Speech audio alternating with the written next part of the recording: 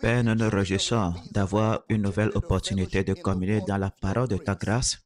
Merci Seigneur, car c'est l'entrée de ta parole qui est claire. Elle donne de l'intelligence aux simples. Alors ce soir, avec joie, nous recevons la parole greffée et nous venons humblement devant ta parole ce soir. Ta parole soit avec clarté, ton peuple est bâti, équipé, édifié et Jésus est glorifié. Alors nous déclarons ce soir que tout ce qui n'est pas planté par Dieu est déraciné. Les jougs, les fardeaux sont détruits. Nous réprimandons les maladies, les malaises. Nous réprimandons tout ce qui ne ressemble pas à l'œuvre rédemptrice de Christ. Et nous réjouissons qu'alors que ta parole sort, nos pensées sont renouvelée, notre mentalité est corrigée. Merci car ta parole renverse les imaginations et apporte toute pensée captive à l'obéissance de Christ. Nous déclarons la guérison des relations, des foyers. Nous te donnons la louange car à la fin de cette session, nous en serons de tant mieux. Au nom de Jésus, nous prions. Et chaque croyant dit un puissant Amen. Gloire. Alors, entrons dans la parole. Hier, nous avons commencé à poser le fondement du mariage à partir des Écritures, Éphésiens chapitre 5, versets 31-32. Éphésiens 5, versets 31 et 32. C'est pourquoi l'homme quittera son père et sa mère et s'attachera à sa femme, et les deux deviendront une seule chair. Ce mystère est grand. Je dis cela par rapport à Christ et à l'Église. Nous avons établi hier que la famille a été créée par Dieu comme fondement de l'humanité et que la Bible la qualifie de grand mystère car c'est par le mariage que Dieu transforme deux personnes en une seule. Chaque famille sur terre est le fruit d'un mariage et chaque mariage commence par une relation. Nous vivons à une époque où le caractère sacré de la famille est constamment attaqué et par conséquent, nos relations. C'est pourquoi le frère Paul dira à l'église de Rome dans Romains 12, 1, dit, je vous exhorte donc, frères, par les compassions de Dieu, à offrir vos corps comme un sacrifice vivant, saint, agréable à Dieu, ce qui sera de votre part un culte raisonnable. Prêtez attention au verset 2, ne vous conformez pas au siècle présent, mais soyez transformés par le renouvellement de l'intelligence, afin que vous discerniez quelle est la volonté de Dieu, ce qui est bon, agréable et parfait. Ce monde voudra vous mettre dans son propre moule. Il voudra vous imposer ses idéaux. Il voudra façonner vos opinions contrairement à la parole de Dieu, car tout ce que ce monde offre porte en lui l'esprit de ce monde. Mais vous savez que vous êtes dans ce monde, mais nous ne sommes pas de ce monde. C'est pourquoi le frère Paul dira, ne vous conformez pas au siècle présent, mais soyez transformés par le renouvellement de l'intelligence. Et vous savez que la société a évolué vers un monde où les familles, les mariages et nos différentes relations subissent des pressions. C'est pourquoi il faut se fortifier par la doctrine des Écritures, quelles que soient les pressions de la société, afin de résister aux aléas de la vie dans nos relations. Hier, nous avons commencé à examiner les fondements, car si les fondements sont renversés, que fera le juste? Mais dans le Nouveau Testament, notre fondation est une personne, car personne ne peut fonder un autre fondement que celui qui a été posé, savoir Jésus-Christ. Alors, notre fondement est déjà posé pour tous les aspects de notre vie, y compris les relations, le mariage et la famille, la vie de famille. Et ces fondements sont garantis. C'est une pierre angulaire précieuse, un fondement sûr. Alors, le croyant a un fondement sûr qui est Christ lui-même, car le croyant a l'Esprit de Dieu en lui. Christ en vous, l'espérance de la gloire. Vous savez, dans la vie, il n'y a pas de construction sans fondation. Et de la même façon, il n'y a pas de relation durable sans fondation. Alors, nous avons pris le temps hier de régler cela de façon définitive hier. Aujourd'hui, je vais voir le facteur Christ dans le mariage, la question du rôle de Christ dans le mariage. Éphésiens, encore, chapitre 5, versets 31 à 33. C'est pourquoi l'homme quittera son père et sa mère et s'attachera à sa femme, et les deux deviendront une seule chair. Verset 32. Ce mystère est grand. Je dis cela par rapport à Christ et à l'Église.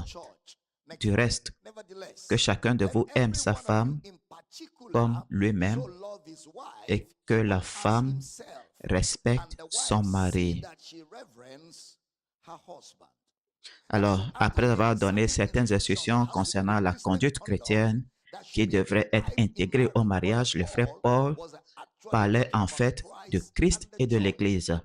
Tout l'enseignement sur la soumission et le respect dans le mariage contenu dans les Écritures, lorsque le frère Paul s'adressait à l'Église de Colosse et à l'Église d'Éphèse, cela concernait Christ et l'Église. Ce qui veut dire que si quelqu'un doit comprendre le mariage dans le contexte chrétien, il faut comprendre Christ. Si vous ne comprenez pas le Christ, vous ne pouvez pas comprendre le mariage, car le mariage est conçu comme un reflet du Christ et de l'Église. Vous devez donc comprendre Christ. Le frère Paul commence à nous montrer que la compréhension de Christ est la condition primordiale pour comprendre le mariage. Votre connaissance du Christ se reflète dans la façon dont vous gérez votre conjoint.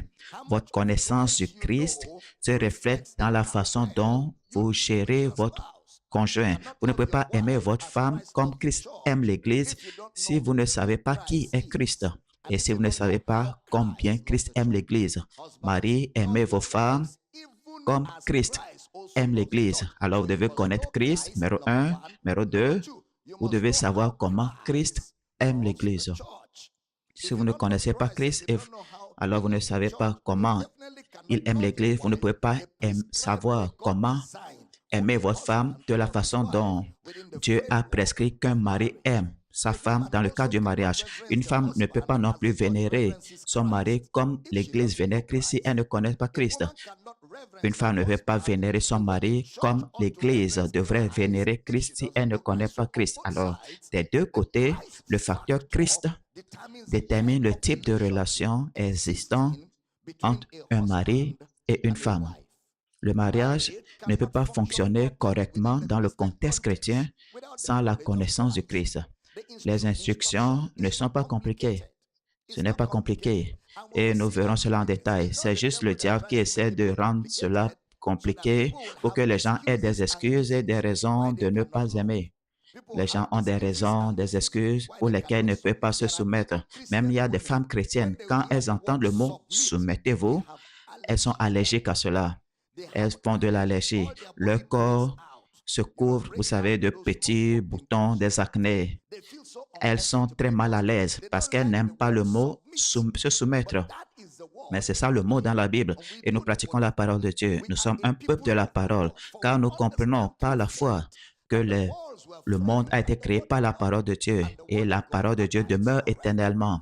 Vous ne pouvez donc pas vous soumettre à votre mari si vous ne connaissez pas Christ, car il faudra la révélation de Christ pour comprendre ce qu'est la vraie soumission.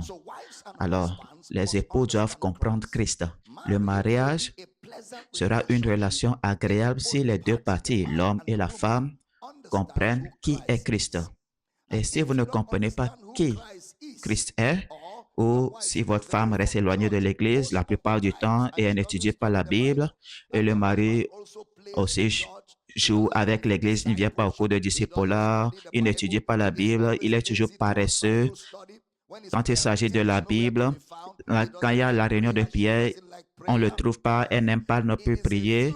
C'est une catastrophe annoncée pour cette famille, car personne ne pourra aimer tant que sa cible sur Christ n'est stable. Nul n'est capable d'aimer jusqu'à ce que son attention sur Christ soit constante.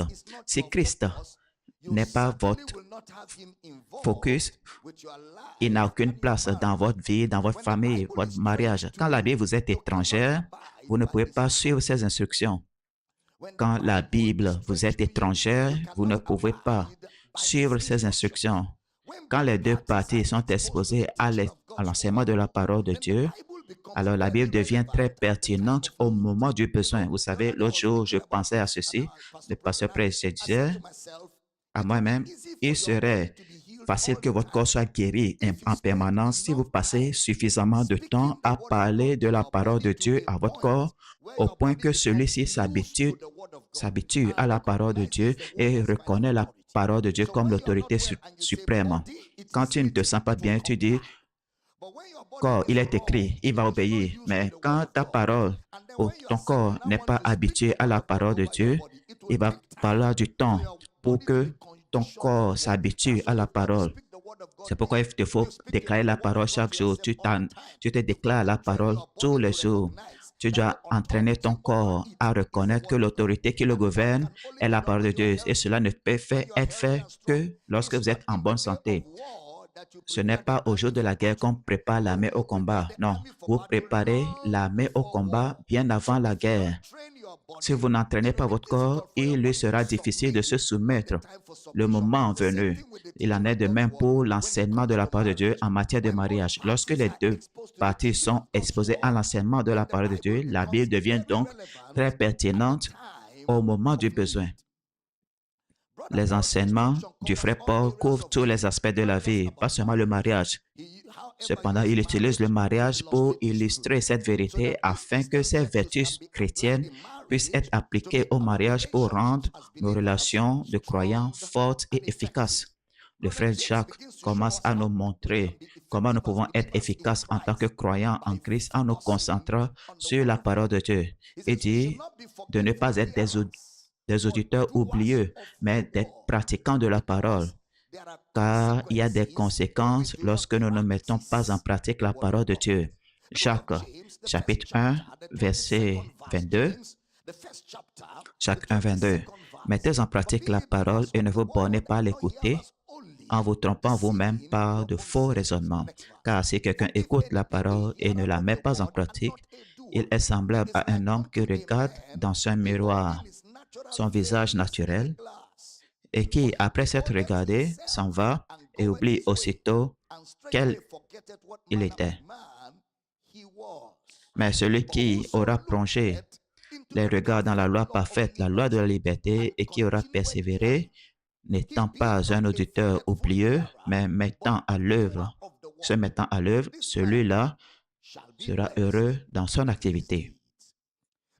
C'est une instruction importante dans la parole de Dieu et cela détient la clé d'une vie de chrétien réussie. Tout comme les autres instructions dans la parole de Dieu, ce n'est pas compliqué.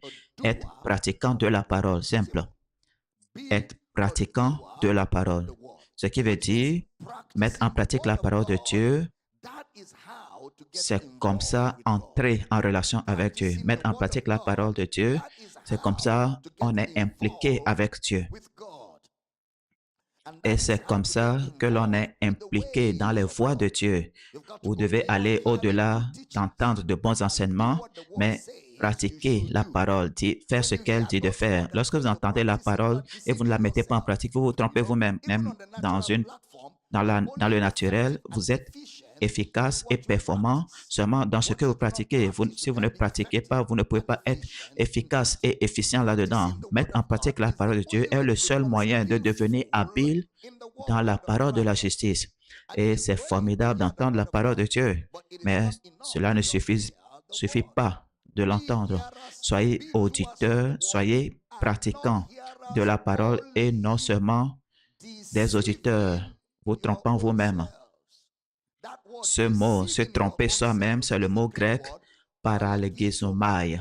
Paralégizomai veut dire jouer un rôle qui ne vous appartient pas. Ça veut dire agir sous une identité qui n'est pas la vôtre. C'est comme si vous disiez, je vais aboyer comme un chien. Tu n'es pas un chien, mais tu aboies comme un chien, tu ne vas pas le faire longtemps et tu ne vas même pas bien le faire parce que ce n'est pas ce que tu es.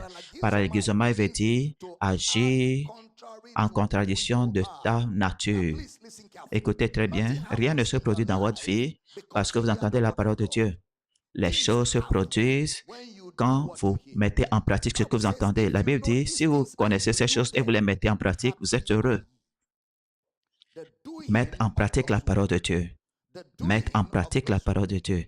La puissance de Dieu est libérée dans nos vies et pour notre bien, Lorsque nous pratiquons la parole de Dieu, l'instruction est de ne pas être un auditeur oublieux. Alors, vous êtes censé mettre en pratique ce que vous entendez. Comme ça, cela deviendra une partie de vous. Écoutez, c'est important. Cela allume le feu.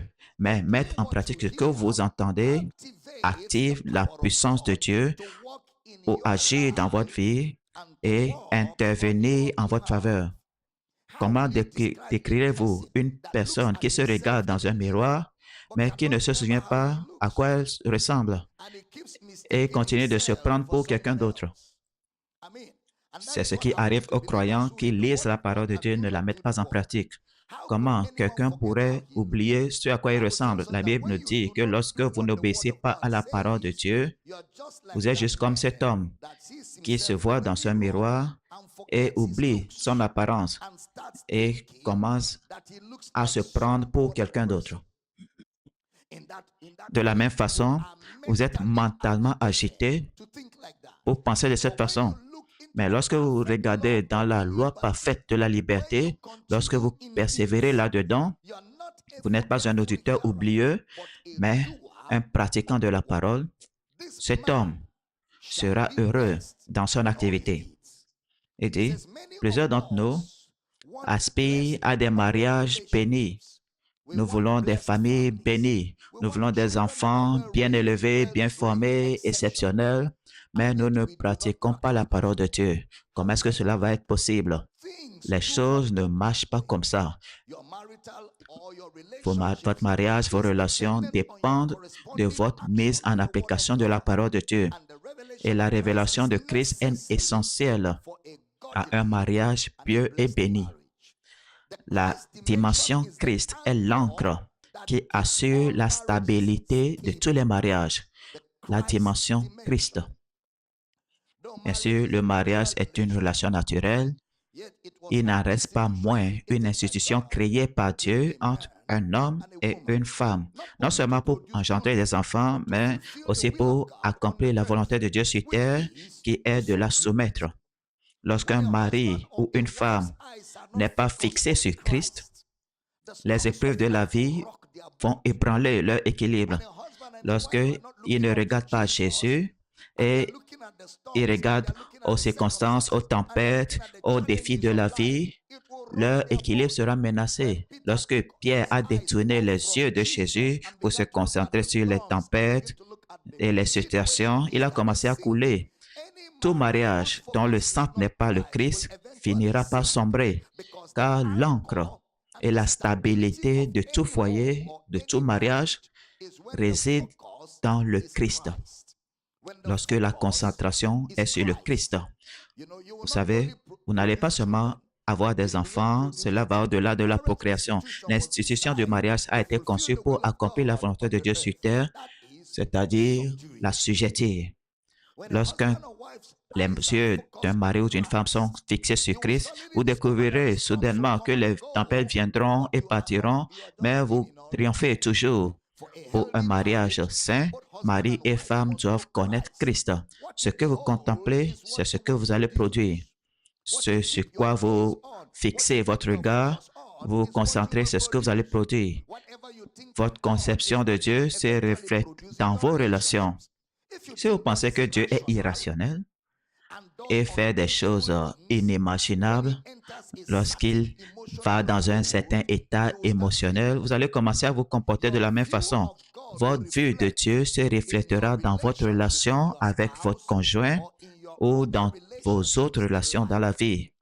Il est essentiel de connaître la nature de Dieu afin de pouvoir la reproduire dans votre vie et dans vos relations. Pas étonnant que Jésus ait dit, soyez parfaits comme votre Père céleste est parfait. Ce que vous regardez, ce sur quoi vous vous concentrez, vous allez commencer à répliquer cela, à reproduire cela. L'image du mariage que nous avons, la plupart d'entre nous, est le reflet de ce que nous avons vu des parents. Parce que ce que vous continuez de voir influence votre perception, la façon dont nous avons vu nos parents, les voisins, mariés, les personnes que nous fréquentions, tout cela, la façon dont ils vivaient, tout cela contribue à façonner notre vision naturelle du mariage. ce que vous observez, vous continuez à regarder et qui ne reflète pas le caractère de Dieu ou l'enseignement de la parole de Dieu. Mais en tant que chrétien, vous devez laisser la parole de Dieu guider votre vie quotidienne, y compris votre mariage. Nous sommes d'abord chrétiens avant d'être époux. Nous sommes d'abord chrétiens avant d'être femmes ou épouses. J'ai dit cela dimanche. Votre mari et vous êtes frères et sœurs en Christ. Votre mari et vous êtes fils et filles de Dieu. Puis vous êtes mariés. Un jour, le mariage sera parti. Vous allez rester frères et sœurs en Christ. Alors, ne permettez pas au lien temporel du mariage de détruire le lien fondamental qui vous unit en Christ, qui est frère et sœur. Lorsque vous comprenez cela, de nombreux conflits seront résolus facilement. Lorsque vous comprenez cela, de nombreux malentendus seront réglés facilement. Vous devez permettre à la parole de Dieu de guider votre vie, votre mariage. Nous sommes d'abord chrétiens avant d'être père et mère. Nous sommes d'abord chrétiens, d'accord? Nous sommes d'abord chrétiens avant de devenir quoi que ce soit. On ne peut pas être époux ou épouse d'un chrétien ou d'une chrétienne si vous n'êtes pas chrétien ou chrétienne, à moins que vous ne vous mettez ou à moins que vous étiez mariés tous les deux en tant que non-croyants et ensuite vous êtes devenus croyants. Prêtez attention. Certains pensent qu'ils peuvent épouser n'importe qui ça ne de nouveau pas tout ce que je peux épouser n'importe qui, si ça me plaît. Un chrétien qui pense comme cela a besoin que son intelligence soit révélée par la parole de Dieu. Ne vous mettez pas sous un joug étranger avec des non-croyants. Cela est toujours d'actualité aujourd'hui et le sera encore dans 100 années. Si Jésus tarde à venir, alors vous ne pouvez pas épouser n'importe qui et épouser n'importe qui et réussir. La Bible nous dit que les mauvaises compagnies corrompent les bonnes mœurs. Ce sont les mauvaises compagnies qui corrompent les bonnes mœurs. Ça ne veut pas dire non et non, l'inverse. C'est le mal qui corrompt, d'accord? C'est pourquoi il n'y a pas de relation entre les ténèbres et la lumière. Pas de communion entre un croyant et un infidèle. Lorsque vous le faites, vous allez à l'encontre de l'enseignement de la parole de Dieu, c'est la désobéissance, et vous ne pouvez pas prospérer lorsque vous agissez à l'encontre de la parole de Dieu. Maintenant, le frère Paul commence à aborder certaines choses et je vais les aborder ce soir et bien sûr, je continue maman pour les développer. La Bible nous dit dans 1 Corinthiens 11, verset 3, « Mais sachez que le chef de tout homme est le Christ et que l'homme est le chef de la femme et que Dieu est le chef de Christ. » Ceci était en réponse à une question que l'Église de Corinthe a posée à Paul au sujet de la fornication. Et Paul a répondu en plus de détails au-delà de la fornication, après avoir abordé la nécessité pour chaque homme d'avoir sa femme et chaque femme d'avoir son mari et aller plus loin au chapitre 11 pour établir les 3 niveaux d'autorité concernant les croyants. Il n'y a aucun passage dans la Bible qui confère à un homme l'autorité sur une femme basée sur le sexe ou le genre. Il n'y a pas de passage qui confère à un homme une autorité sur une femme fondée sur le genre. Aucun passage ne dit que parce que vous êtes un homme, toutes les femmes vont se soumettre à vous. Partout dans la parole de Dieu, il n'y a pas de supériorité de genre. Il n'y a ni mâle ni femelle en Christ. Nous sommes tous une nouvelle créature. La Bible nous dit dans Galates 3, 26 à 28, « Car vous êtes tous fils de Dieu par la foi en Jésus-Christ. » Vous tous qui avez été baptisés en Christ, vous avez revêtu Christ. Il n'y a ni juif ni grec, il n'y a plus ni esclave ni libre, il n'y a plus ni homme ni femme, car vous êtes tous un en Jésus-Christ. Il n'y a rien de tel que la supériorité masculine sur les femmes. Dans tous les aspects de la chrétienté, il n'y a rien de cela de comparable. Dieu n'a pas créé la femme pour qu'elle soit inférieure à l'homme. Dieu n'a pas non plus créé l'homme pour être supérieur à la femme.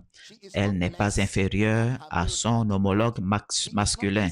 Elle n'est en rien diminuée. C'est ce qui me rend perplexe, la façon dont certains chrétiens pensent que la femme ne peut pas parler en présence d'un homme. Et pourtant, ton chef au bureau, c'est la femme. Elle est ta patronne et tu es là, tu dis oui, madame, oui, madame, oui, madame. Maintenant, tu rentres chez toi à la maison et tu penses que ta femme est un tapis.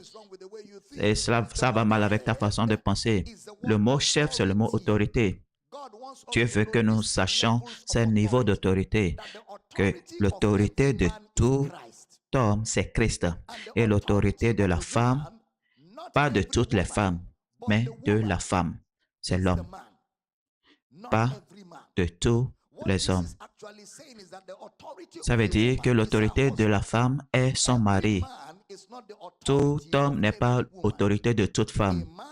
L'homme est l'autorité de sa femme, pas la femme des autres personnes ou des autres femmes dans l'Église. La première partie de ce passage dit que Christ est le chef de tout homme et Christ est le chef de l'Église dont les femmes font partie. C'est comme si quelqu'un disait, eh bien, si tu m'épouses, tu épouses mon père, mes frères et sœurs. Non, monsieur, non, monsieur. Il n'y a rien. Il n'y a pas un tel mariage familial. Ça n'existe pas dans la Bible. La femme va abandonner son père et sa mère. L'homme va abandonner son père et sa mère. Et les deux feront un. Elle n'épouse pas ta famille, elle t'épouse. Tu n'épouses pas sa famille, tu l'épouses. Vous deux, vous formerez une nouvelle entité qui n'a jamais existé auparavant. Alors, quand cette entité est établie, vous pouvez tendre la main et bénir votre famille élargie. Quand vous épousez une femme, votre famille habituelle devient une famille élargie. La vraie famille, c'est vous et votre femme. J'enseigne bien ici ce soir. La vraie famille, c'est vous et votre femme. Quelqu'un dit, je vais épouser ma femme, on va vivre dans la maison familiale. J'ai dit, tu n'es pas prêt pour le mariage. Tu ne peux pas épouser ta femme et la mettre dans la maison de famille. Comme ça, ta soeur va l'abrimer, ta mère va l'abrimer, tes tantes vont la persécuter et vont la faire sentir inférieure et méprisée. Non, non, monsieur, non, monsieur. Tu ne peux pas épouser. Tu ne peux pas épouser ta femme et la mettre dans la maison de famille. Tu dois quitter. Quitter, c'est quitter. L'homme quittera. Monsieur, il faut quitter. Quitter. Quelle partie de quitter tu ne comprends pas? Intercontinental. Est-ce que c'est compliqué comme français? Quitter, c'est quitter. Quitter la maison de ton père. Même si tu as une chambre dans la maison de ton père, quand tu te maries, que ce soit ta résidence d'hôtel, comme ce que vous allez visiter ta femme et toi de temps en temps. Il faut aller trouver une maison, louer un appartement où vous deux vous aurez de l'espace pour apprendre à vous connaître sans interférence extérieure. C'est pourquoi ce n'est pas un garçon qui se marie, c'est un homme. Homme veut dire il est indépendant, il est établi et maintenant il fonctionne comme un homme. C'est l'homme qui quittera.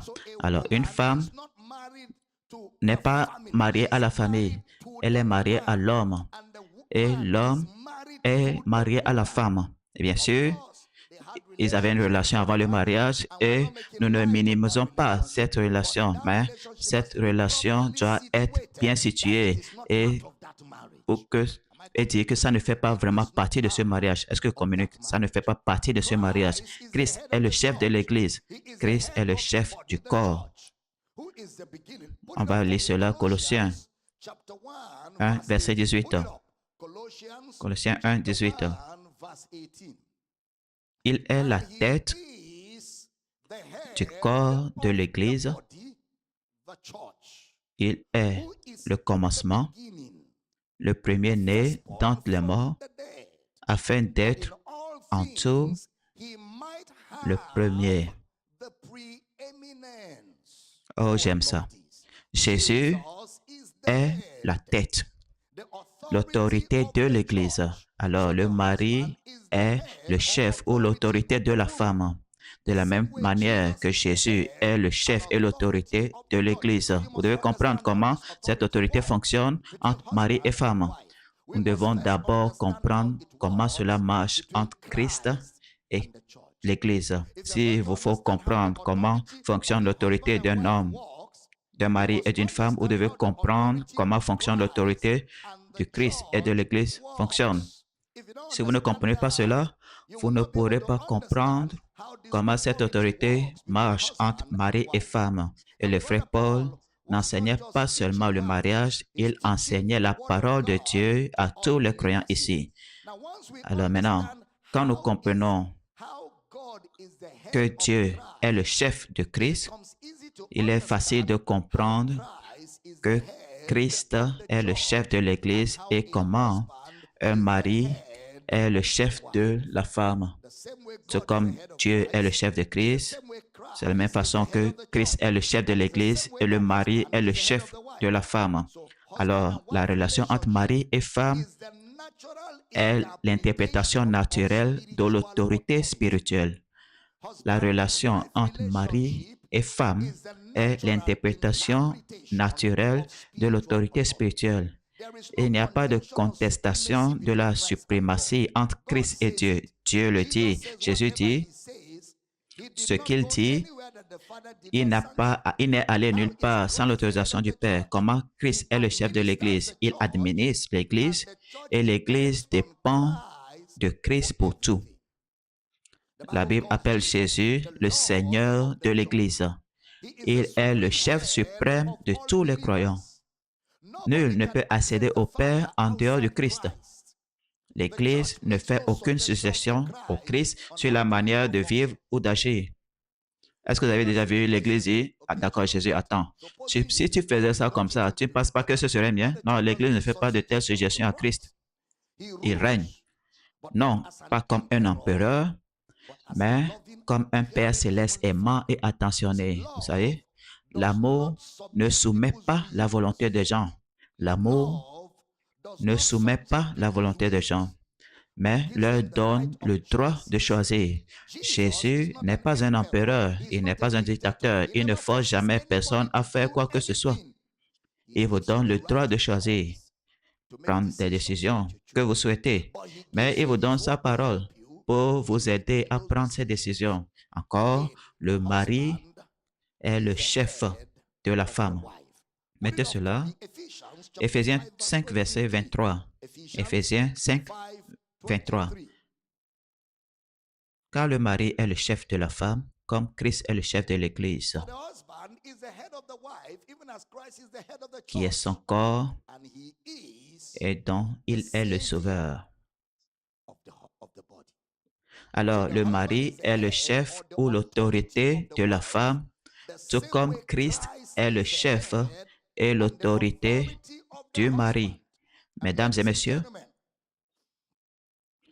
afin que ce ne soit pas papa seul qui parle, comme ça les femmes ne vont pas penser que papa est en train juste de favoriser les hommes. J'aimerais souhaiter la bienvenue à Dr. Rachel, ma femme, pour partager avec nous ce soir dans la même lignée. Accueillons ma femme, le Dr. Rachel Damina. Alléluia. Amen. Vous savez, c'est un sujet délicat pour les personnes qui ne connaissent pas bien la parole de Dieu. Peut-être êtes-vous plus en phase avec ce que le monde dit de vous quant au sujet de ce que devrait être le foyer. Mais dans la chrétienté, si vous n'êtes pas marié, vous ne mariez pas. L'idée que le docteur est une sorte de déploiement, un échantillon, un aperçu de ce que Christ et l'Église sont, le mystère de Jésus et de l'Église révélé dans sa relation avec nous en tant que croyants. Si vous n'êtes pas ou si vous n'avez pas intégré cette idée à votre pensée, si vous n'avez pas fait la paix avec cela, vous ne pouvez pas marcher pleinement dans le mariage et réussir en tant que chrétien. C'est quelque chose à méditer car il est si facile de se conformer au monde. Et vous savez, hier j'ai dit, si vous empruntez des idées à travers le monde ou des secteurs de l'humanité et vous les amenez dans votre foyer, vous allez échouer dans la chrétienté ou en tant que chrétien dans le mariage.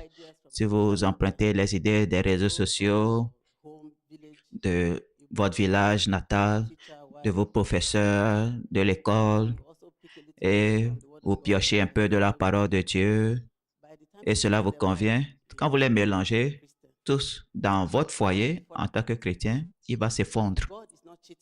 Dieu ne nous trompe pas lorsqu'il nous donne des règles dans sa parole. Comme le comprenons, il n'y a pas d'enseignement biblique complet ou d'enseignement biblique sur le mariage, où il dit, quand tu rencontres une femme, voici ce que ça doit être. Quand tu rencontres un homme, voici ce que ça doit être de A à Z. Non, il nous donne des aperçus sur la façon dont nous devons fonctionner dans le mariage. Alors ce soir, je vais partager pendant quelques minutes notre rôle en tant que chrétien, femme chrétienne dans le royaume.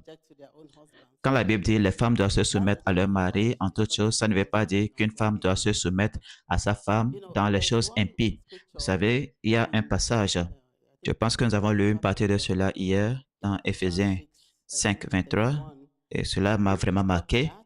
J'ai dû regarder à nouveau, vous savez, j'ai dû regarder la version amplifiée parce que la version amplifiée décompose la version Louis II et vous donne des discussions modernes de ce que Louis II essaie de dire.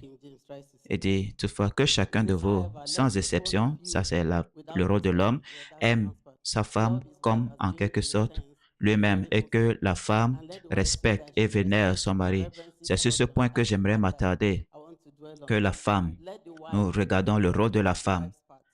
Dans la mesure où vous êtes soumise à votre mari et non à d'autres hommes, et qui ne vous domine pas, et que devrais-je dire, ce que le monde appelle, il ne vous subjugue pas, personne n'est soumis. Mais regardez la prescription de la parole de Dieu. J'ai dû relire et me redemander, est-ce que c'est un homme africain qui a écrit cela? Je vais vous lire cela. Que la femme veille à respecter et révérer son mari, qu'elle le remarque, le considère, l'honore, le préfère, le vénère et l'estime, et qu'elle se soumette à lui, le loue, et l'aime et l'admire excessivement. Vous savez, dans notre conception moderne, on se dit, oh, ça doit être de l'esclavage. J'ai regardé et ce n'est pas un Africain et ce n'est pas un Asiatique qui a écrit cela. Ce n'est même pas lui qui a traduit la version amplifiée. Voici la pensée de Dieu pour nous en tant que femmes. Vous savez, si vous ne comprenez pas qu'il s'agit d'un concept entre Jésus et l'Église, si vous ne comprenez pas Jésus et l'Église, vous ne pouvez pas fonctionner correctement dans votre mariage. Personne n'est appelé à l'esclavage. Permettez-moi de dire quelques mots. Lorsque la Bible dit de se soumettre, ça ne veut pas dire que nous sommes esclaves dans la maison ou esclaves de l'homme. Non. Si nous ne remplissons pas nos rôles, il y aura de la confusion et toutes sortes de mauvaises actions. Vous avez déjà vu une situation où il y a deux chefs ou deux capitaines dans un navire. L'un dit, on va aller par ici, l'autre dit, on va aller par là. Alors, le concept de la soumission, le manque de compréhension. Supposons Jésus, est-ce qu'il va soumettre l'Église à ce qui n'est pas bon pour l'Église? Il ne le ferait pas. De la même façon, si vous comprenez, je vais dire ceci à côté, lorsque nous parlons de chrétiens dans le mariage, ne parlons pas de non-croyants qui savent faire de mieux ce qu'ils savent faire, chacun pour soi. Non, ne parlons pas de ça. Nous parlons de vous deux, votre vie en Christ en tant que mari et femme. Et c'est là où toutes ces choses entrent en jeu, se soumettre, aimer sa femme. Il y en a qui croient qu'il faut faire 50-50. Chacun pose la question, qu'est-ce que tu apportes à la table? La femme moderne dira, oh, je m'apporte moi-même à la table. Et ainsi de suite, ce qu'on voit sur les réseaux sociaux. Mais si vous êtes dans le mariage en tant que croyant, alors vous devez saisir ce concept. Vous devez le comprendre car nous sommes le reflet de Jésus et de l'Église. Il est impossible que nous, en tant qu'Église, nous soumettions à Jésus et nous commencions à le battre, à le contester ou à ne pas nous soumettre à sa conception. Car son amour, son sacrifice et tout ce qu'il a fait pour nous, c'est dans notre intérêt, pour notre bien. Lorsque vous comprenez cela, par exemple, si vous épousez un homme chrétien, vous êtes dans une relation, vous êtes marié à un homme chrétien, il pense à accomplir la partie de Christ, il a tout ce qu'il Dieu lui a donné pour prendre soin de vous, mais si vous ne vous soumettez pas, vous aurez toutes sortes de conflits et ça va vous prendre du temps pour atteindre votre objectif ou votre rêve, votre espoir, votre vision. Même travailler ensemble pour le royaume, vous allez traîner des pieds, vous disputer, provoquer des querelles et tout ça de problèmes. La Bible dit, lorsqu'il y a des querelles, il y a de la confusion. Vous avez déjà vu un foyer où il y a toujours de la discorde et tout marche bien? Non. Ça prend beaucoup de temps pour accomplir quoi que ce soit lorsque vous êtes dans la discorde, dans la confusion. Et ces choses-là se viennent lorsque nous ne jouons pas nos rôles, lorsque nous ne nous impliquons pas pleinement dans nos rôles. Si l'homme ne fait pas ce qu'il doit faire, la femme ne fait pas ce qu'elle doit faire, alors il y aura de la confusion. Et femme, concentre-toi sur ce que tu devrais faire. Si tu prêches à l'homme ce qu'il doit faire alors que tu es femme, tu le prêches cela, c'est que tu as négligé pour toi. Tu n'as pas ôté la peau qui est dans tes yeux et tu essaies d'enlever la paille qui est dans l'œil de l'autre. Alors, cela signifie qu'en tout, dans la volonté de Dieu, se soumettre en toutes choses, ça veut dire conformément à la volonté de Dieu. Amen.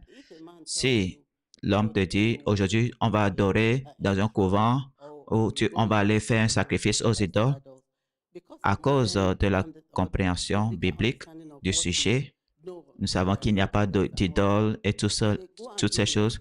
Tu vas dire, va faire pour toi, va faire pour moi. Mais si ça va causer la confusion, tu lui dis, fais pour toi ici, lorsqu'il veut faire pour moi, alors qu'il veut faire pour moi ici. Alors tu ne l'empêches pas et il ne t'empêche pas non plus de servir Dieu. Vous devez vous souvenir que nous sommes croyants en Christ. Personne n'est dans la servitude dans le royaume. Une épouse n'est nullement tenue de se soumettre à son mari lorsqu'il commet des actes injustes. Il ne devrait pas être victime, elle ne devrait pas être victime de mauvais traitements. Il n'y a pas d'amour quand il y a des abus. Les violences conjugales sont diaboliques et une femme ne devrait pas être soumise à cela. Nous ratons aussi ce concept-là et nous pensons que nous devons nous soumettre à tout. On te maltraite et il y a de la destruction, des dégâts et ça met en péril ta vie. Tu penses que ça, c'est servir Christ? Ce n'est pas servir Christ. Ça, c'est de la persécution. C'est de la pure persécution. Et vous devez vous éloigner de la source de la persécution afin de pouvoir vivre un autre jour et faire la volonté de Dieu. Amen. Alors, les femmes ont parfois du mal à se soumettre à leur mari. Et surtout lorsqu'elles sont plus instruites et elles gagnent beaucoup plus que le mari. La Bible ne dit pas de se soumettre quand les maris sont plus riches, plus grands, plus élancés, plus forts ou plus intelligents. Plusieurs femmes sont plus intelligentes que leur mari dans bien de domaines. Avec votre permission, bien sûr, bien sûr. Mais il y a des gens dont les épouses sont plus intelligentes.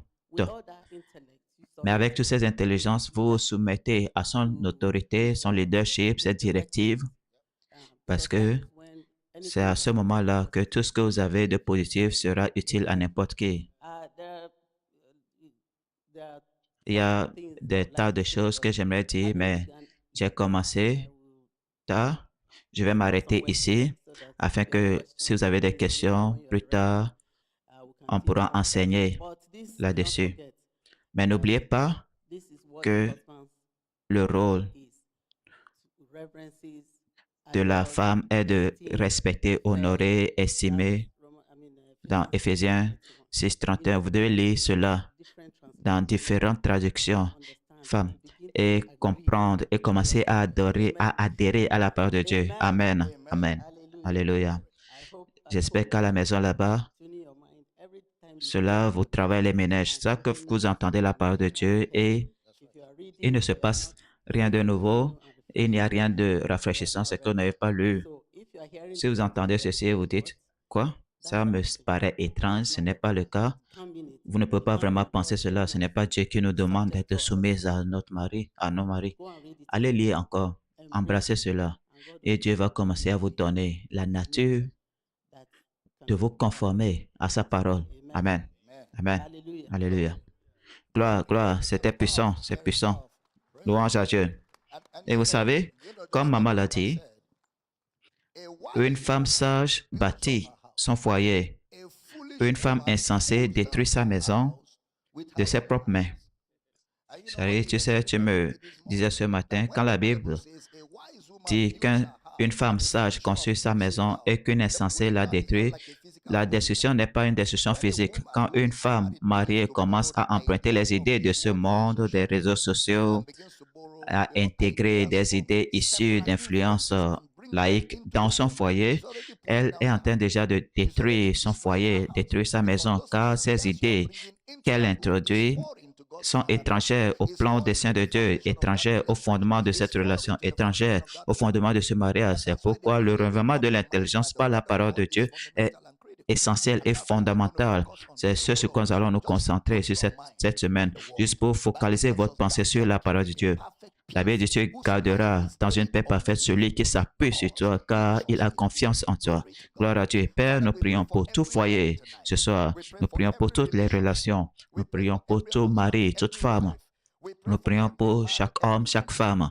Déclarons que ta parole règne dans nos cœurs et nos pensées. Nous rejetons les imaginations. Nous faisons taire la voix de l'ennemi. Nous venons contre tout ce qui contredit le dessein, le plan de Dieu pour vos vies, votre foyer, votre famille, vos enfants, au nom de Jésus. Et nous nous réjouissons que maintenant même des solutions sont communiquées, des réponses viennent aux questions de la vie. Nous dissipons les justes, nous annulons la peur, nous venons contre l'oppression au nom de Jésus. Et nous nous réjouissons qu'à la fin de cette session, même ce soir, nous en serons de ton mieux.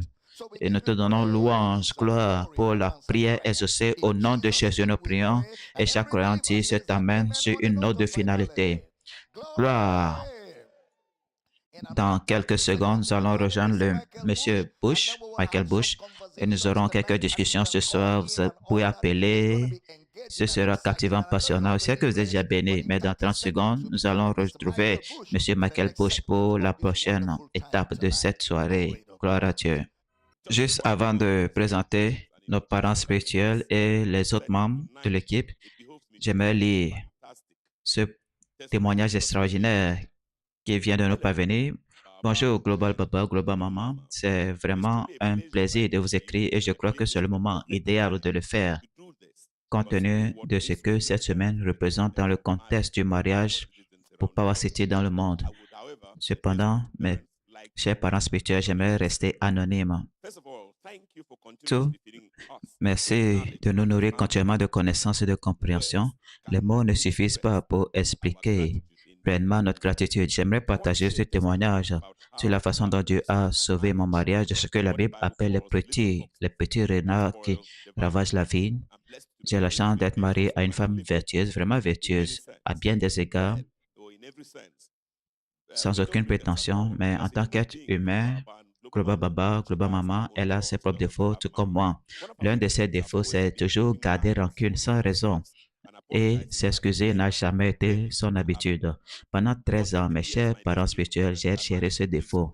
Avec patience, je me suis habitué à cela, j'ai appris à gérer cela. Le mois dernier, après un petit malentendu, elle a recommencé à garder rancune. Cette fois-ci, j'ai dit, j'étais profondément bouleversé. Je me suis dit que je n'allais plus faire la paix comme d'habitude. Il me semblait qu'elle gardait rancune juste pour me mettre mal à l'aise, délibérément. Et je détestais cette attitude. Au fil des jours, le silence a continué parmi nous et mon cœur brûlait de colère et j'ai décidé que ce qui devait arriver arriverait. La troisième nuit, je n'ai pas pu dormir. Ma pensée était remplie de pensées troublantes et orchestrait toutes sortes de scénarios. Bien sûr, la malice est l'un des moyens les plus faciles pour le diable de pénétrer dans une maison. Et au milieu de tout tumulte intérieur, le Saint-Esprit m'a rappelé un message que vous, Global Baba, avez prêché avant ce Télia 12, intitulé L'Église de Dieu dans le culte. Vous avez dit que lorsque les gens se comportent normalement, abnormalement, au lieu de les combattre, nous devons attaquer l'esprit qui influence ce comportement. Immédiatement, j'ai arrêté toute pensée négative dans ma pensée et cela m'est devenu clair que le diable était à l'origine du comportement de ma femme. Toutes ces années, je me suis levé de mon lit envers de mon lit de colère, empli de colère envers cet esprit et j'ai littéralement transféré ma colère à ce démon. Je l'ai affronté avec toutes mes forces et je l'ai vraiment affronté en profondeur et dans mon esprit, je savais que la bataille était terminée. 2 jours plus tard, ma femme m'a demandé si nous pourrons parler. Nous avons eu une profonde conversation et j'ai exprimé mon inconfort et à ma surprise, elle s'est excusée et m'a dit, mon cher mari, je suis désolé. Global maman, global papa, l'écouter dire cela était inhabituel. Cela ne s'était jamais produit dans mon mariage toutes ces années. Je savais que c'était le résultat de la sagesse appliquée grâce aux enseignements de Global Baba. Depuis ce jour, l'amour et la joie sont aussi vifs que lorsque nous nous sommes rencontrés avant le mariage. Je rends grâce à Dieu pour le l'événement de situation et je remercie Global Papa, Global Maman d'être les instruments par lesquels la sagesse de Dieu se manifeste dans mon mariage. Et mon mariage a pris un nouveau tournant. Je vous aime, Global Papa, et davantage, Global Maman. Donc, c'est le moment d'apporter, de faire intervenir notre parent spirituel. Global Papa, Docteur Abel Damina et Global Mama, Docteur Rachel Damina. Nous sommes ravis d'être ici ce soir. Vous savez, Papa, lorsque vous prêchez, nous sommes très heureux. Vous venez, faites pam, pam, pam, pam. Mais maman, elle vient, c'est très doux. Et oui, je sais, c'est ce qui donne de l'équilibre. C'était agréable d'écouter maman gérer les choses de façon douce. Notre pasteur résident, le seul de Power City International, est de retour. Un homme merveilleux, un magnifique modèle. C'est le pasteur Praise Okon et l'ancienne Praise Okon. Très bien de vous voir. Merci Intercontinental. Merci papa. Merci maman pour l'opportunité. Vous voyez l'apparence de l'ancienne. Elle est prête pour la télé. Très bien de vous voir, ancienne. Nous avons 2 frères qui nous rejoignent à cette édition. Ce sera différent. On va donner à beaucoup de personnes sur le plateau et en dehors du plateau l'occasion de poser des questions à nos parents spirituels. Je suis heureux que la sœur soit aussi au programme. Merci Intercontinental, merci papa, merci maman. Très bien de vous voir. Et notre frère aussi, notre frère White, applaudissez pour lui. Bienvenue au programme. Merci papa, merci maman pour l'opportunité. Alors, papa, c'est beau. Et papa et maman, comment la journée a été? Ça a été passionnant. Nous avons partagé beaucoup à partir des choses que nous partageons ce soir.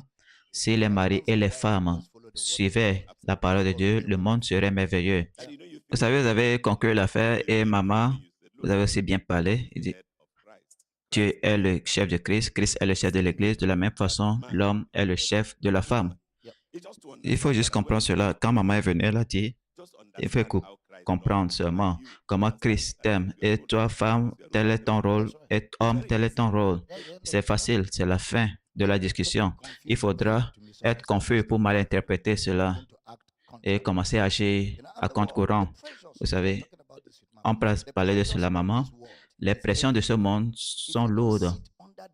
Si vous ne vous abritez pas sous la protection de la parole de Dieu, au moment où les idées du monde commencent à vous atteindre, vous savez, il y a une profession en Amérique, je ne vais pas être précis, on dit, quand ta femme rejoint cette profession-là, sois prêt à la perdre parce qu'il y a une équipe de femmes dans cette profession-là qui vont lui laver le cerveau. Et dans quelques semaines, tu ne vas pas la reconnaître. C'est un métier en Amérique. La femme d'un pasteur a rejoint cette profession et après un moment, elle a dit qu'elle veut l'épouser, elle veut le divorcer de lui, elle ne veut plus l'épouser. Elle n'aimait plus le mariage. C'est comme ça que le mariage a volé en éclats. Donc, il y a beaucoup de pression du monde et parce que l'homme est influencé, vous devez faire attention à ce qui influence. Si vous n'y prenez pas garde, bientôt vous allez agir à l'encontre des enseignements de la parole de Dieu. Juste pour nous donner un peu de contexte, dans quelques instants, on va ouvrir les lignes téléphoniques, mais avant cela, on va aborder quelques points internes. Je vais commencer avec le pasteur résident et sa femme. Quelle est votre perspective sur ce que papa et maman ont partagé ce soir? Merci beaucoup. Papa, merci pour vos enseignements. Maman, nous vous apprécions. Ce que je peux dire, c'est à partir de ce que papa a enseigné, cela me donne plus de compréhension. Il faut faire son choix sur sa position. Vous voulez vous marier, est-ce que vous allez mettre votre mariage sous la tradition locale ou sous la parole de Dieu? Je comprends. Même si vous voulez vous marier selon la coutume de votre communauté, vous devez également connaître les lois, les règles, les règlements, les normes de cette communauté. Parce que s'il y a des problèmes, vous serez jugé sur les normes, les règles, les lois de votre communauté. Si vous vous mariez en tant que croyant, vous devez aussi comprendre les règles qui régissent la communauté des croyants. C'est exactement ce que papa a enseigné. Vous devez comprendre Christ. Si vous ne comprenez pas Christ, comment est-ce que vous allez comprendre le mariage? Parce que Christ, comme papa l'a dit, Christ, le mariage est une expression de la relation entre Christ et l'Église. Et si vous devez comprendre votre relation entre vous et votre femme, comprenez votre relation entre Christ et l'Église. Alors, ces connaissances sont essentielles. Vous savez, c'est très profond. Lorsque Global Baba et Maman faisaient cela, c'était vrai. Une fois que vous comprenez et acceptez que voici comment Christ gère l'Église, l'Église ne peut jamais se tromper. Le mariage, ça devient facile. Ancienne, il y a quelque chose que vous voulez partager? Ils ont tout dit. Ce que j'aimerais ajouter, c'est que comme maman l'a dit, vous devez savoir ce que vous voulez dans le mariage.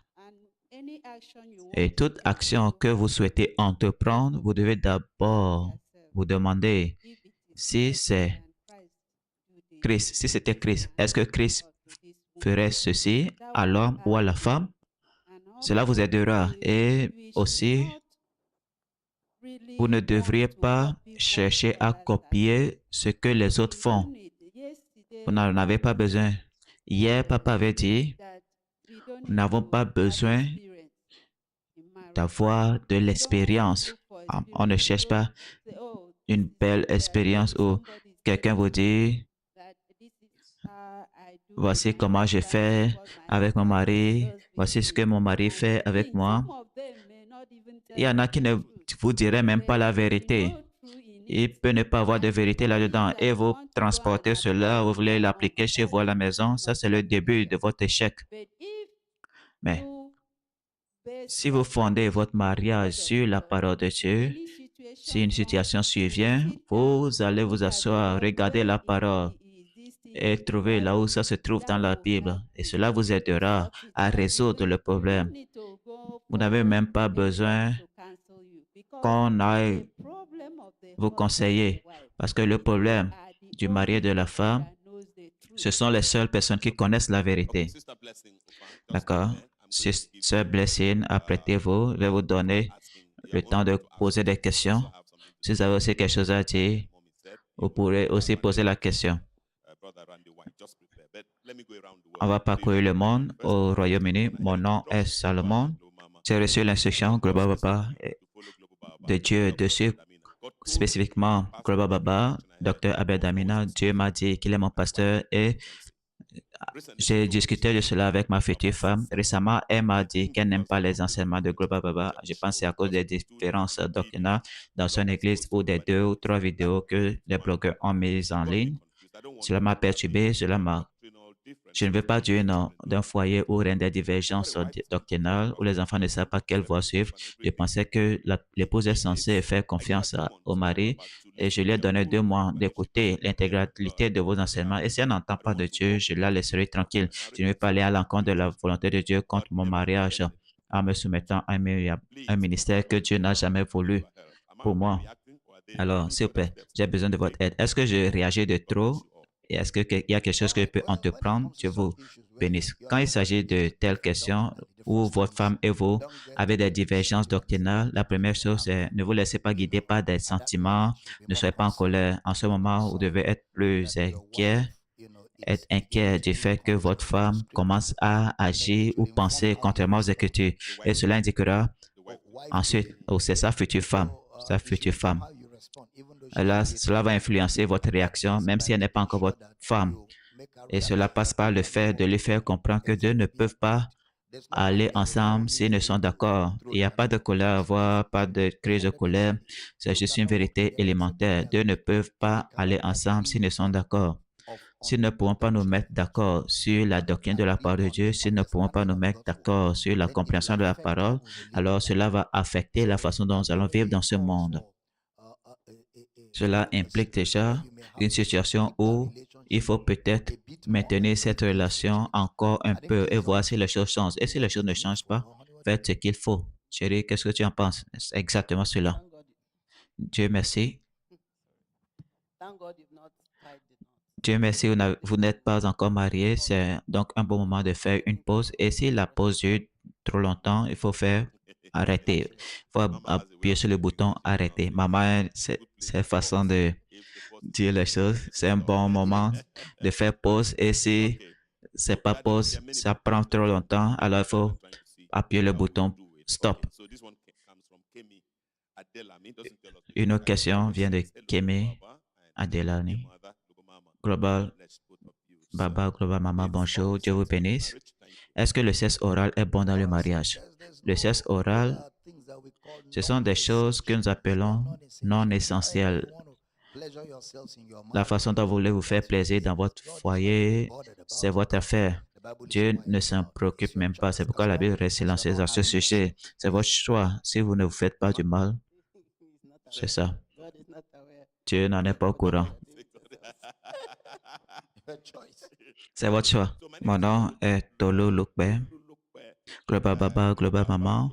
J'aimerais savoir comment deux personnes sur le point de se marier et qui appartiennent à deux assemblées spirituelles différentes devraient posséder. L'épouse devra-t-elle faire preuve de soumission dans ce domaine de sa vie en quittant son église pour se consacrer à son mari ou peut-il avoir encore une union dans cette section s'ils assistent à deux assemblées différentes et les enfants pourraient être impliqués à l'avenir? Que Dieu vous bénisse. Global Baba, Global Maman et les filles et qui vous remplissent de sagesse. Je pense qu'on a mentionné cela. Le mari veut aller dans une église, la femme veut aller dans une autre église, mais ici, ils ne sont pas mariés, ils envisagent de se marier. Vous ne voulez pas commencer votre mariage avec deux pieds écartés, une jambe ici, une jambe là-bas. Deux ne peuvent marcher ensemble s'ils ne sont d'accord. Alors, si la femme n'est pas d'accord avec votre persuasion doctrinale, faites pause. Et si ça ne marche pas, il faut appuyer sur le bouton supprimer. Global Baba. Global Baba, Global Mama, merci pour tout ce que vous faites pour l'œuvre du ministère. Vous avez été de formidables mentors pour nous.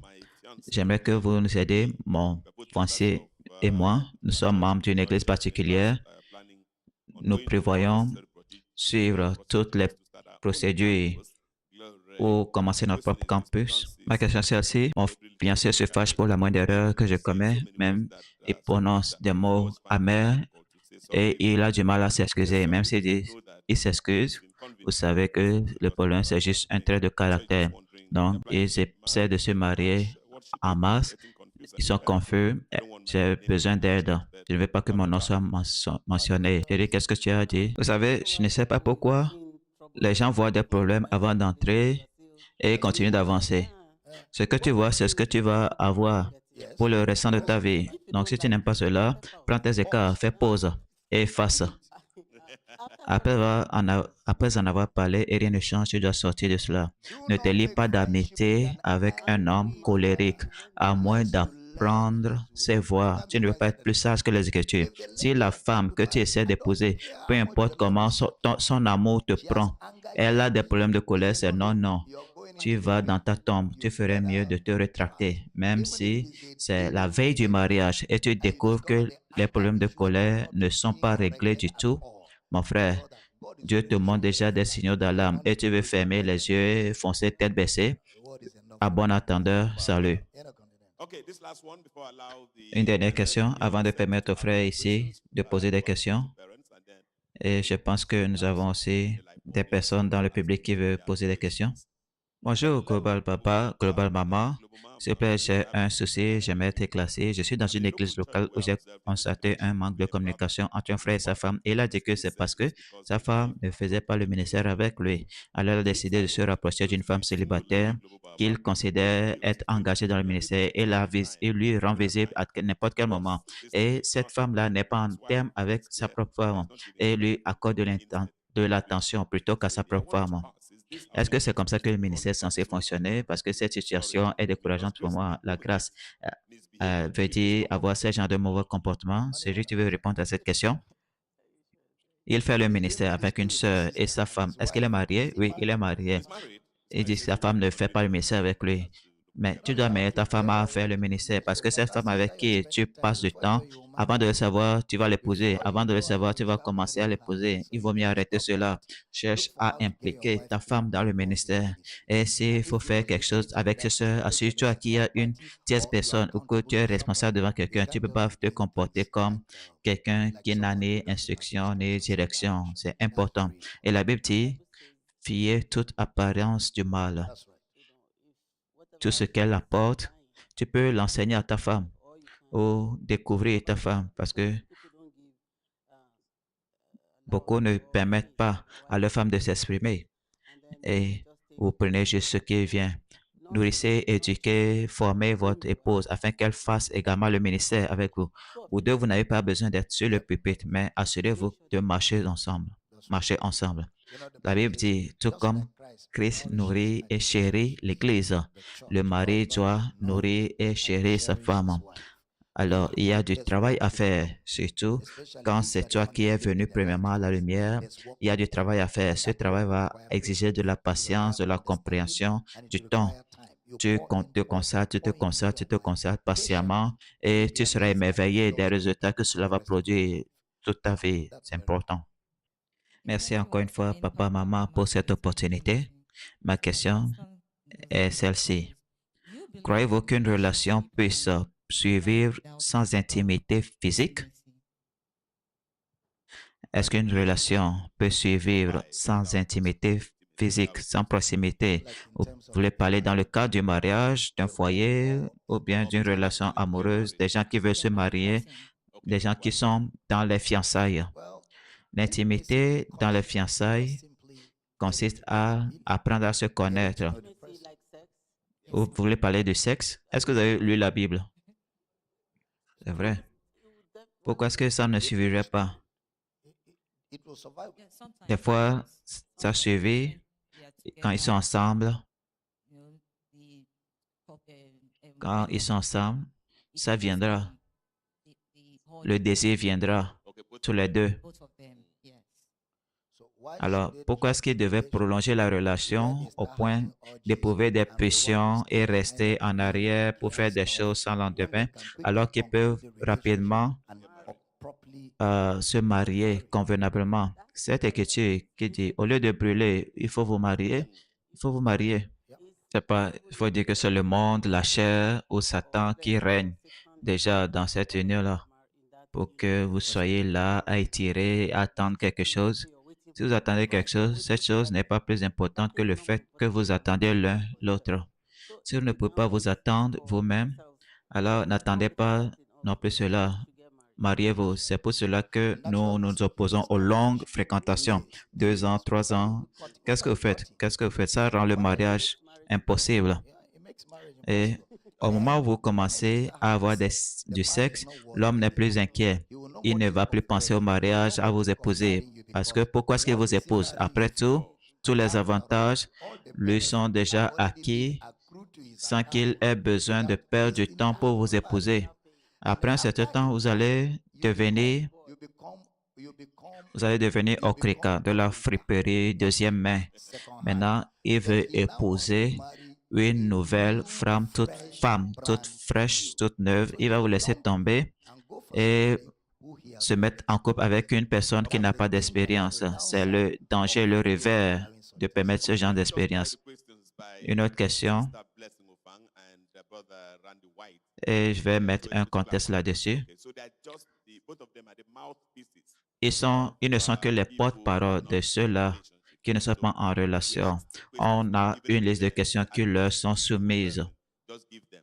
D'accord? Donc, la question ne vient pas forcément d'eux. Alors, frère Randy White, votre question. Merci, papa, pour cette opportunité. Merci, maman. J'aimerais commencer par poser cette question. En tant que célibataire prêt pour le mariage, et il a déjà trouvé une personne, la personne qu'il veut épouser, et veut vraiment l'épouser. Elle, d'elle-même, dirait qu'il y a certaines choses qu'elle doit mettre en place avant de décider si elle veut l'épouser ou pas. Par exemple, je vais me marier cette année. Elle dit non. Pourquoi ne pas reporter ça à 2 ans? Parce qu'il y a des choses qu'elle veut mettre en place. Maintenant, est-ce qu'elle a besoin de ces choses? Elle a besoin que ces choses soient mises en place par elle, oui, par elle.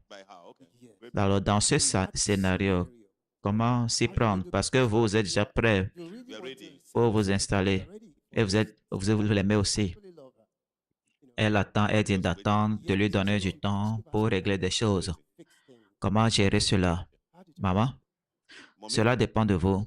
Si vous êtes prêt à attendre, vous attendez. Si vous ne pouvez pas attendre, vaut mieux chercher quelqu'un d'autre. Encore une autre question. Vous avez votre conjoint, conjointe qui ne pardonne pas vraiment.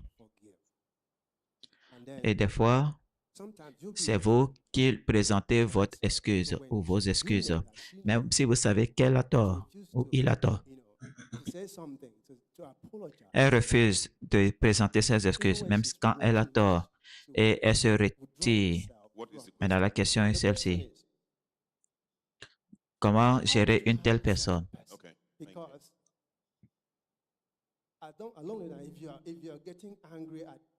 Parce que si vous êtes en colère et vous refusez de l'appeler, elle ne viendra pas s'excuser. Vous avez entendu le témoignage du frère.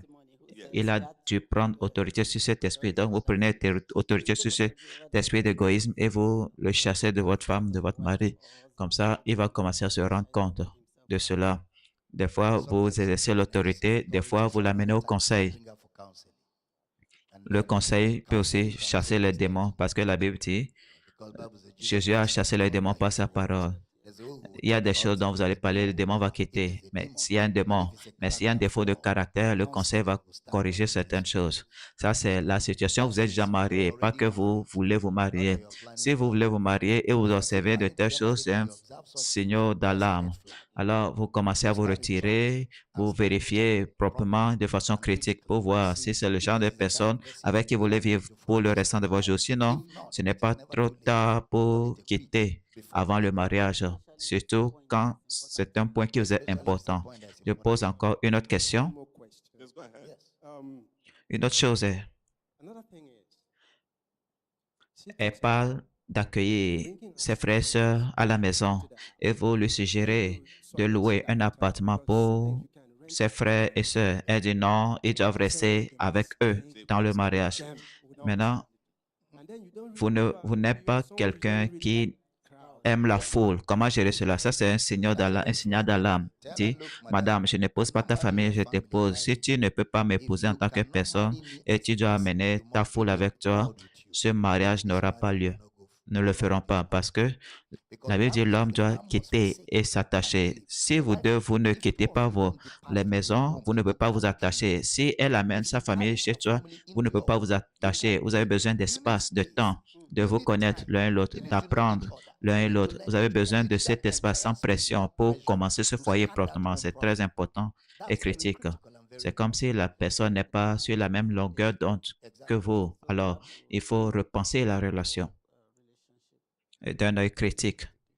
Surtout, il y en a qui s'en moquent, ça ne les dérange pas. Ils veulent que beaucoup de personnes viennent vivre avec elles. Même si ils n'y voient pas d'inconvénient, ça ne veut pas dire que ce n'est pas une mauvaise base, c'est une mauvaise base. Vous allez finir par blesser la femme parce que c'est elle qui va s'occuper de tout le monde. Lorsque vous êtes absent, vous êtes présent et il y aura beaucoup de conflits dont vous ne serez pas conscient. Et avant de vous en rendre compte, on la traite de sorcière qui essaie de briser la famille. Alors, ce sont ces problèmes-là. Ou alors, on vous catalogue d'un mauvais homme qui ne veut pas la famille de sa femme à la maison. Alors, vous êtes même généreux de dire que vous pouvez louer une maison, que ta famille aille vivre là-bas, et afin que nous, toi et moi, on puisse grandir, nous développer ici. Frère Randy White, maman a répondu à la première question. J'aimerais aussi faire entendre votre voix. Il s'agit de la femme qui dit, je ne suis pas encore prête. Attends, il y a des choses que je vais mettre en place. Une femme qui dit, je ne suis pas prête, je ne suis pas prête. Maman dit, s'il est prêt à attendre, il n'a qu'à attendre. S'il n'est pas prêt, il n'a qu'à avancer. Des fois, ça dépend. Combien de temps elle veut attendre? Et qu'est-ce qu'elle est en train de préparer? Qu'est-ce qu'elle est en train de mettre en place? Ce n'est pas elle qui va t'épouser, c'est toi qui l'épouses. Qu'est-ce qu'elle est en train de mettre en place pour que tu l'attendes, alors que toi, tu as déjà rendu toutes choses disponibles. Lorsque tu as déjà rendu toutes choses prêtes, afin qu'elle vienne, tu sais ce que je veux dire. Peut-être elle est étudiante. Si elle est étudiante, elle n'est pas prête à se marier. Elle n'a qu'à aller se concentrer sur ses études. Il faut chercher une femme qui est prête à se marier et commencer à suivre Dieu. Bien sûr, vous voulez prendre des conseils. Le conseil peut l'aider à avoir la bonne perspective. Des fois, c'est un problème psychologique. Mais si malgré tout, elle continue de traîner des pieds, alors il faudra avancer. Je demande au pasteur résident et à sa femme, il y a quelque chose à ajouter? Vous voulez ajouter quelque chose? Bien.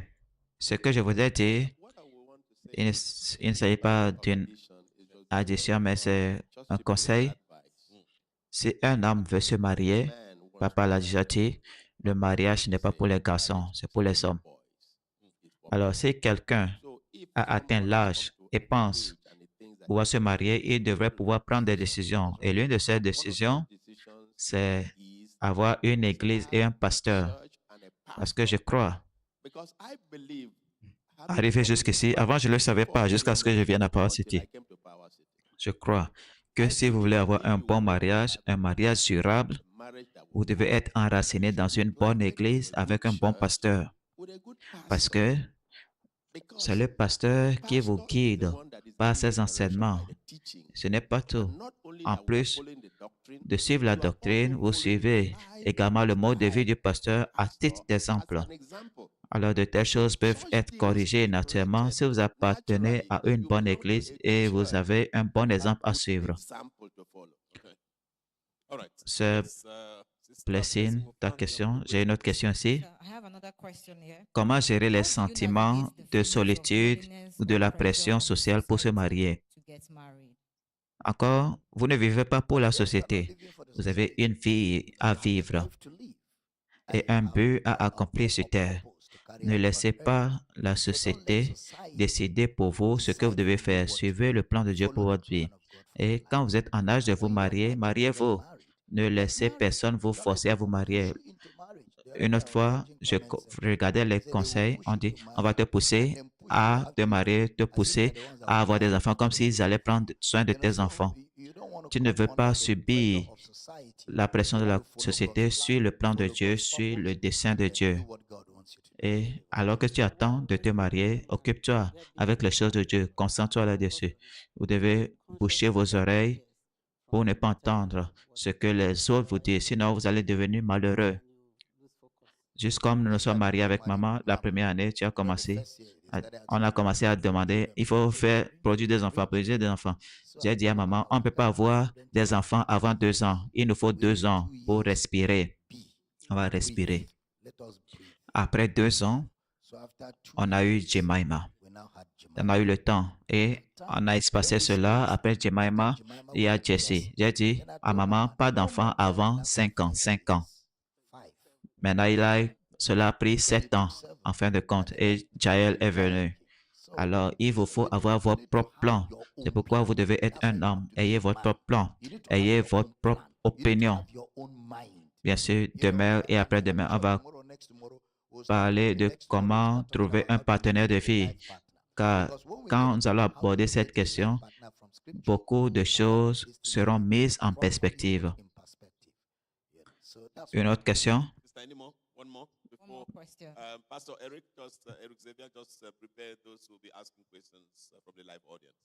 En tant que célibataire chrétien rempli de l'esprit, qui parle en langue, des fois, il a le désir d'avoir des relations sexuelles. Alors, parce que nous sommes sexuellement actifs et le sang coule dans les veines, comment mieux équilibrer nos besoins sexuels en tant que célibataire?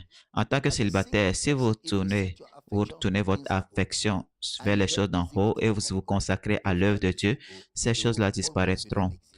La raison, c'est que vous passez plus de temps à penser à des choses qui ne vous passionnent pas, des choses qui ne vous édifient pas, qui ne vous font pas grandir. Donc, vous semez dans la chair, dans la chair, dans la chair. Vous regardez des skits sur le sexe, des sketchs sur l'amour, des sketchs. Vous passez votre temps à assouvir les désirs charnels. Vous semez dans la chair, alors cela produit ces désirs et ces désirs vous submergent. Mais si vous commencez à passer plus de temps dans la prière, dans le jeûne, l'évangélisation, former les disciples, faire les affaires, poursuivre votre carrière, lorsque vous êtes trop occupé par ces choses-là, elles vous observent suffisamment pour ne pas avoir plus de temps à penser à d'autres choses, le temps de penser à d'autres choses. C'est une décision. Accordez-vous avec la parole de Dieu. Même après le mariage, vous aurez des idées sur la façon dont vous devez vous soustraire à cette décision. Adhérer à la parole de Dieu. Le sexe avant le mariage n'est pas en accord avec les Écritures. Comprenez cela, acceptez cela, tenez-vous-en et la force que vous donnera la parole de Dieu. Il y a des exemples. Joseph et Marie.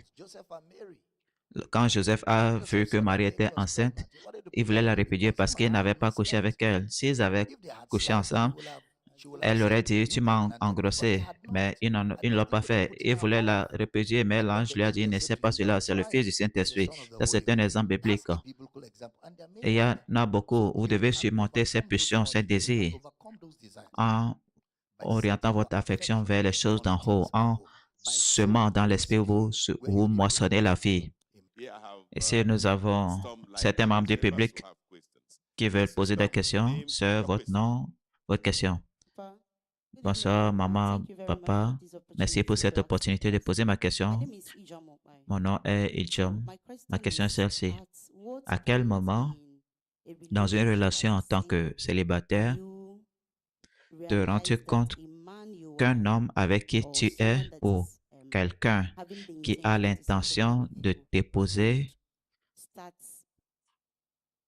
commencera à être responsable de toi ou serait responsable de toi? À quel moment doit-il se sentir responsable de toi dans une relation qui n'est pas encore le mariage? Merci, monsieur. Vous n'êtes pas encore dans le mariage, il n'a pas de responsabilité envers toi. Pourquoi est-ce qu'il va être responsable de toi? Pourquoi? Vous n'êtes que des amis, il n'y a rien de grave. Il devient responsable seulement quand vous avez convenu de vous marier. Il a fait le premier pas de rencontrer vos parents et leur annoncer, voici mon intention et vos parents l'ont accepté. Alors sur cette base, il commence à devenir responsable parce qu'on va lui donner une liste et cette liste aura certains objets personnels qu'il utilisera. C'est ça l'introduction au processus de responsabilisation de l'homme. Ça ne l'empêche pas de vous donner des cartes de crédit par ici, du transport par là, vous achetez un petit parfum ou un petit mouchoir et tom-tom, un bonbon. Pas qu'il commence à vous acheter des boîtes de chaussures, toutes sortes de choses. Oh, j'ai besoin de ceci, j'ai besoin de cela, il fournit, il est devenu un sponsor et quelque chose se passe et tu ne l'épouses pas, il est en colère, il est amer parce qu'il a investi dans la mauvaise direction. Les premières choses d'abord, un homme généreux sera généreux à tous les niveaux, que tu l'épouses ou pas, vous comprenez. Mais la générosité ne sera pas telle qu'elle commence à lui coûter au point où au point qu'il investit délibérément. Ce sera de la générosité. Il devient responsable lorsque l'engagement est pris et que nous savons exactement où nous allons. Okay. D'accord? You have another one? Une autre question? Okay, thank Merci, you, sir. monsieur. Thank you Merci. very much. My Ma deuxième second question est is, celle-ci. in a Dans une relationship that relation started qui on a a wrong mal note, commencé, maybe both of peut-être you didn't really know vous deux, some vous ne things, connaissiez like pas we are certaines not choses, supposed to have vous n'êtes marital pas sex and censé several avoir other du things that sexe were avant not le done. mariage. Beaucoup de But choses at a ont mal point, tourné.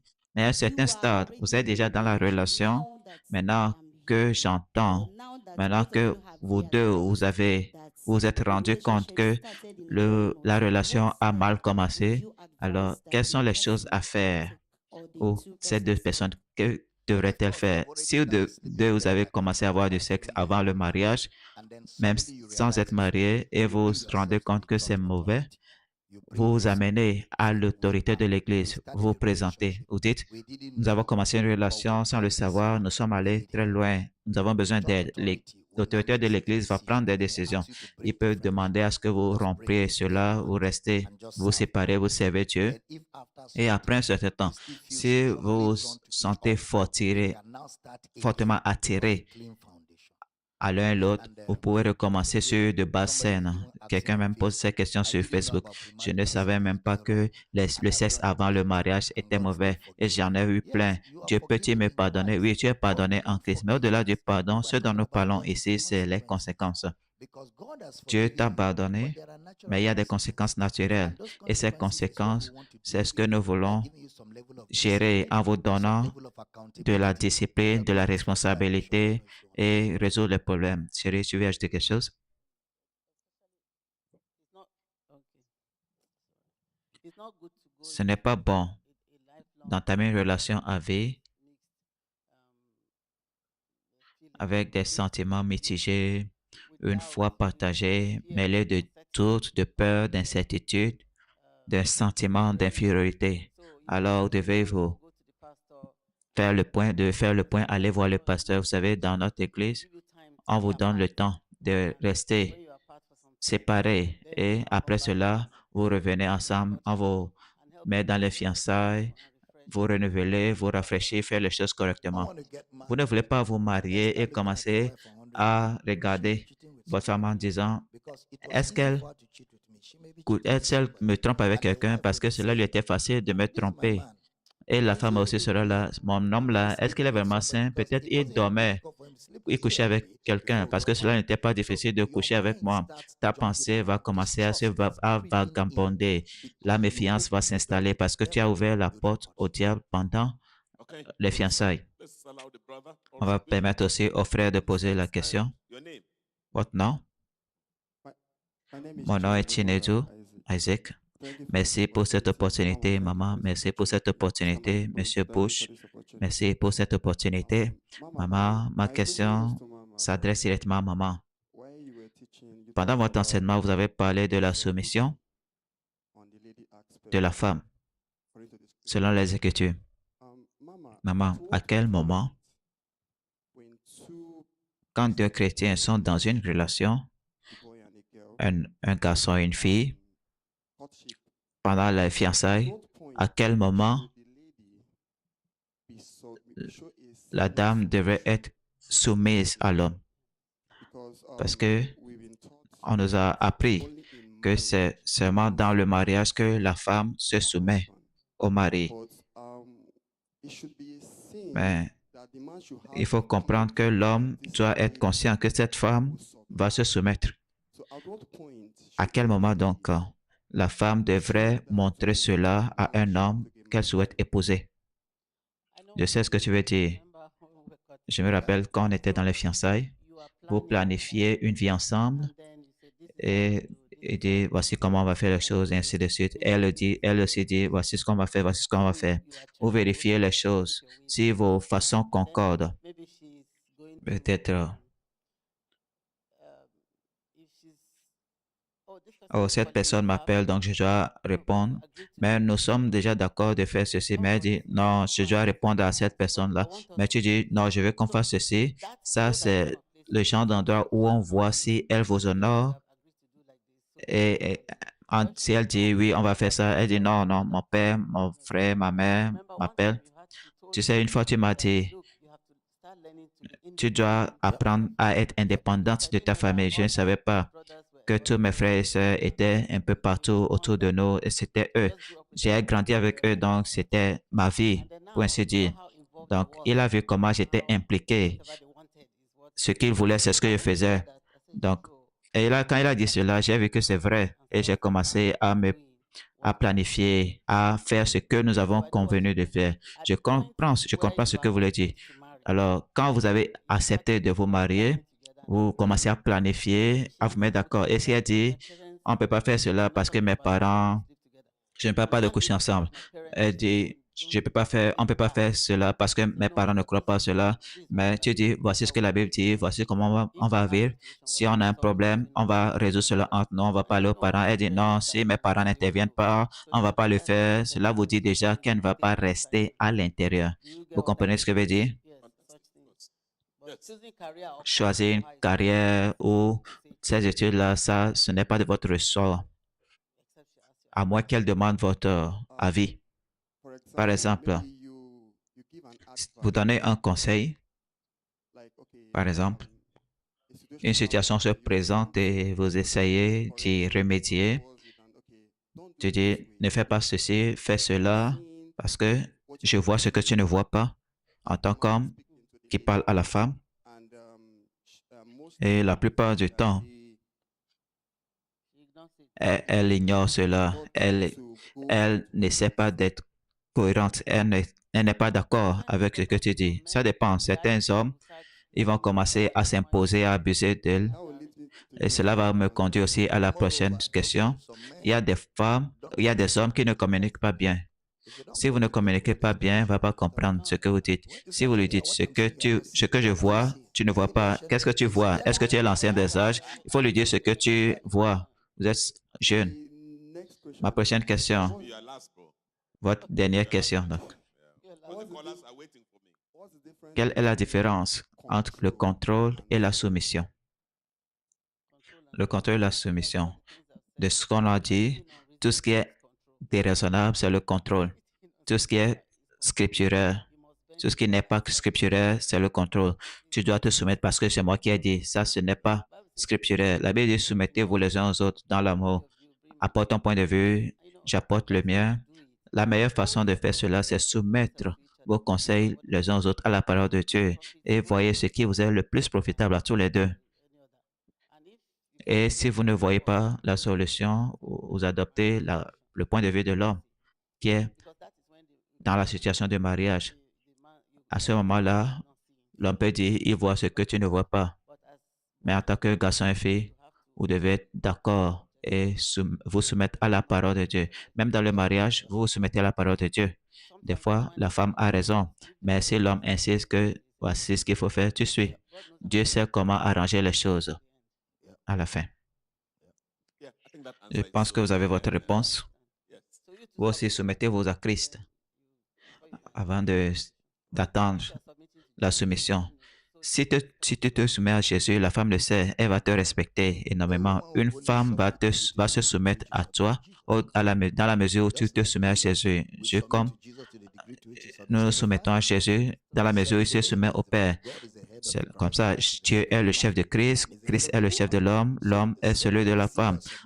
Comme nous voyons le flot de la soumission, il y a une ligne d'autorité, nous restons sur cette ligne d'autorité. Tout ce qui se trouve en dehors, c'est le contrôle. Absolutely. Dad and mom, I just Papa et maman, j'aimerais aussi ajouter, except, of bien course, sûr, dad and mom, comme vous l'avez dit during the teaching when they said dans l'enseignement, it's not of Christ. sauf si la femme n'est pas de Christ.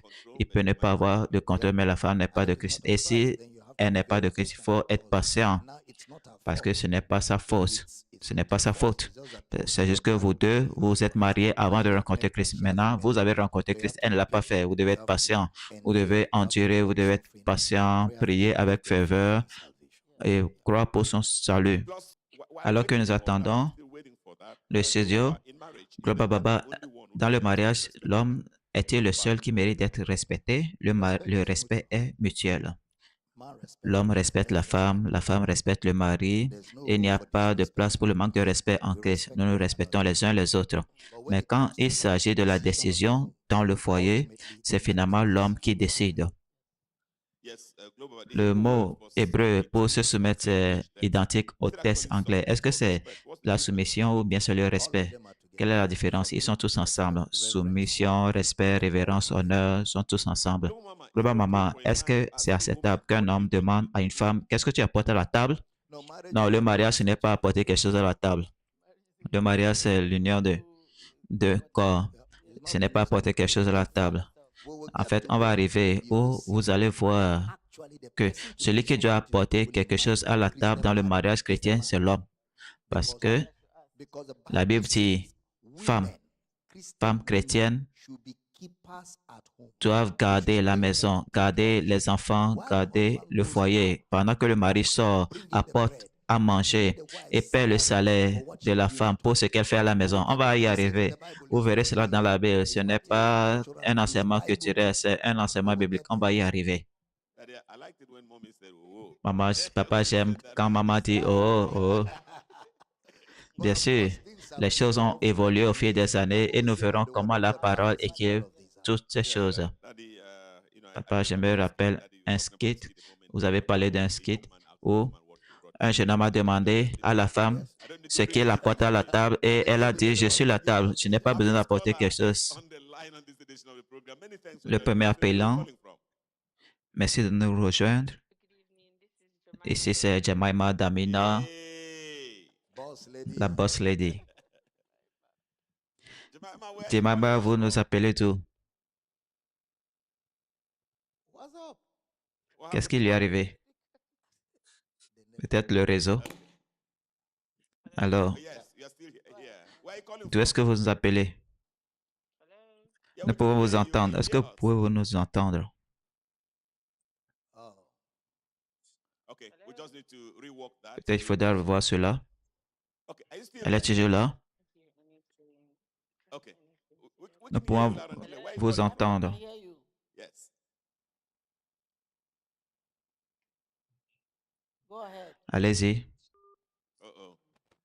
We just On va rework that. travailler I'd like to cela listen to après. Yeah. Ce what serait we bien heard from, d'entendre la voix Yeah, Global, who de la boss lady. in marriage, the woman or the man? But daddy just hold your thoughts, dad and mom just hold your thoughts. Le prochain appelant. Je vous appelle de Jos. Welcome. Bonsoir, What's your monsieur. name? Bienvenue au programme. C'est Ralph Popos. Okay. Allez-y. Daddy, j'aimerais remercier Daddy. Je vous ai suivi et je peux vous appeler une Bible ambulante et vous rendre les principes bibliques simples. Allez-y. Et allez-y. Go ahead. Go ahead. Nous pouvons vous entendre. Alors, ma question est pour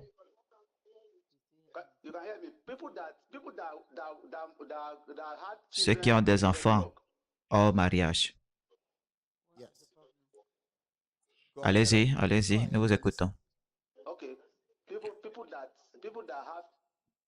We heard that. Nous avons entendu cela. Yeah, I don't know that what the question is. There's nothing wrong. If you Il n'y a rien de mal à voir quand vous avez eu des enfants hors mariage. Vous auriez pu avoir mieux, mais c'est arrivé. Il n'y a rien de mal avec les enfants, absolument rien. Dieu a un plan pour leur vie, un dessein pour leur vie. Élevez-les bien, donnez-leur les meilleures chances de devenir ce que Dieu veut qu'ils soient. Alors, qui pourvoit dans le mariage, l'homme ou la femme?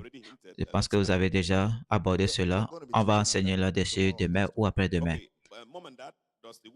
Est-ce que la femme a le droit d'exiger de la fidélité de son mari ou elle doit endurer tout? C'est son droit. C'est ton droit que ton conjoint te soit fidèle. C'est ton droit. Vous pouvez l'exiger. Idéalement, ça ne devait même pas être abordé.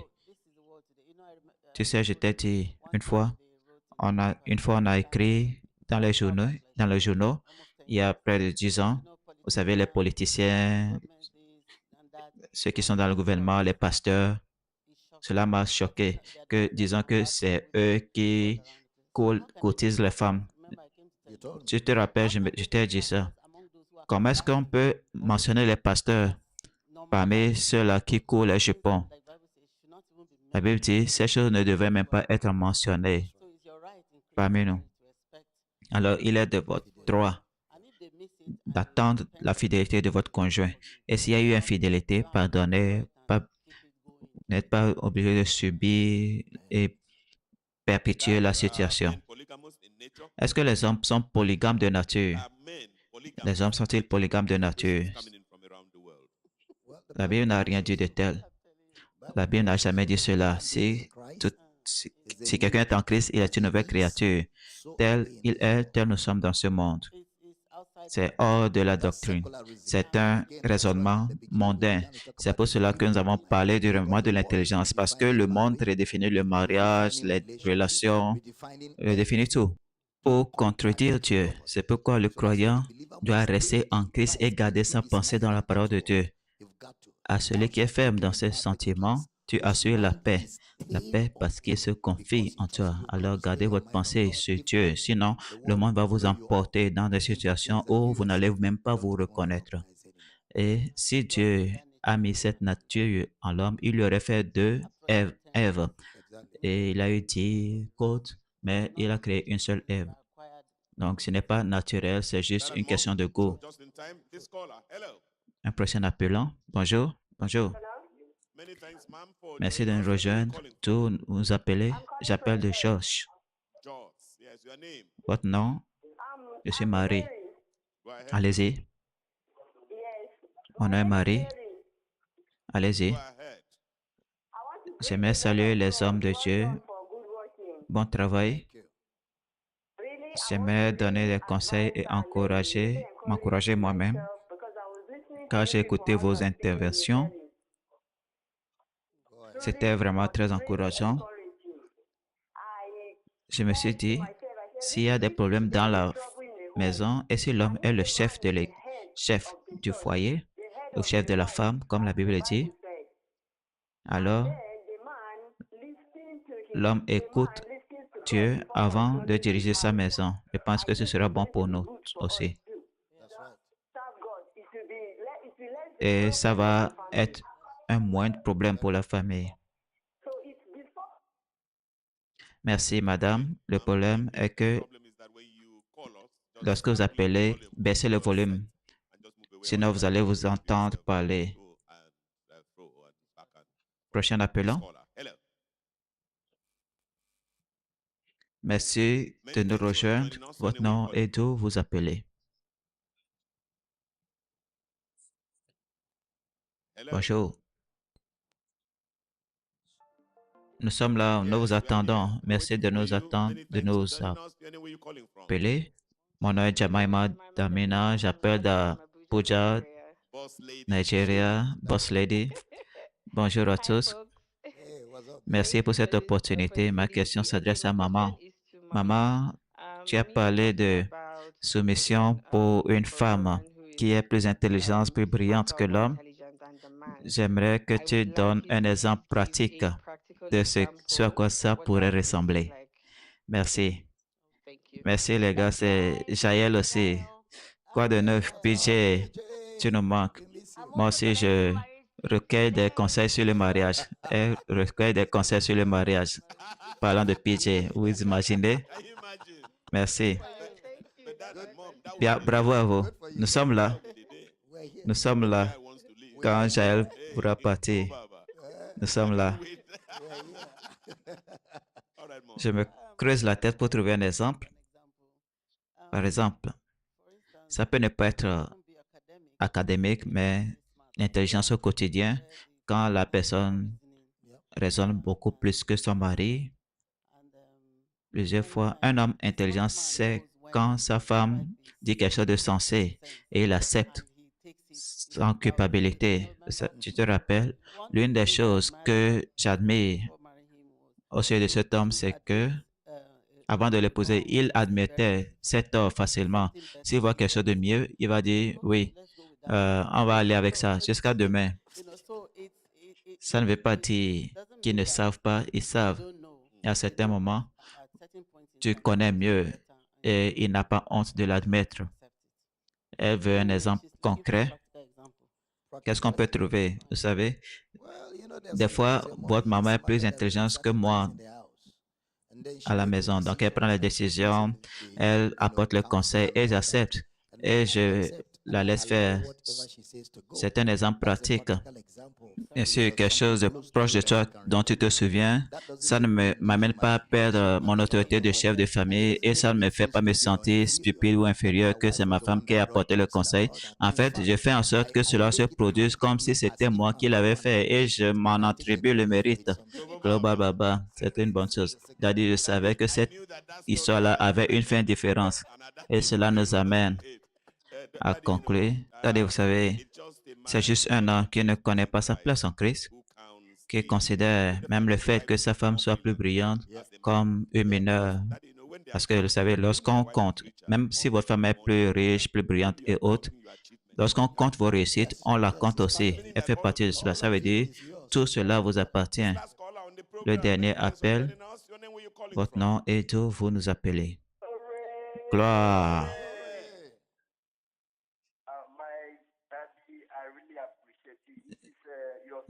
Il s'agit de votre fils James à Kaduna. J'apprécie beaucoup. Merci, papa. J'aimerais témoigner ma reconnaissance, papa. Vous avez beaucoup aidé notre vie conjugale. Après 16 ans de mariage et avant de vous rencontrer, papa, je me demande, il y a des choses que je ne peux pas gérer en tant que chrétien. C'est aussi, l'une de ces choses, c'est être un homme africain dans le mariage.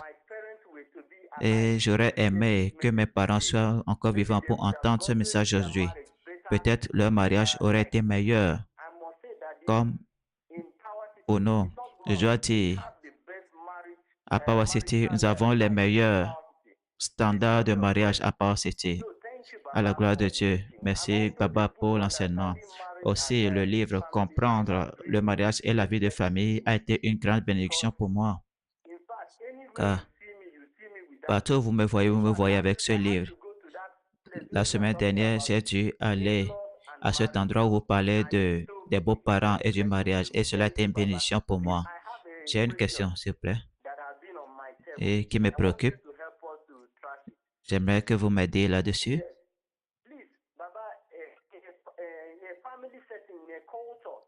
Dans un contexte familial et culturel où les beaux-parents autorisent leurs filles à être données à crédit ou suivant un paiement par tranche,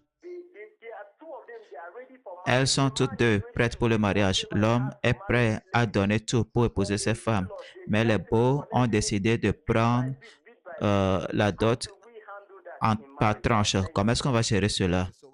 Quand il s'agit de la dot, les beaux veulent prendre cela par versement échelonné à vie au lieu de prendre ça une seule fois. Donc, ils font du mari une forme d'investissement avec des retraits annuels.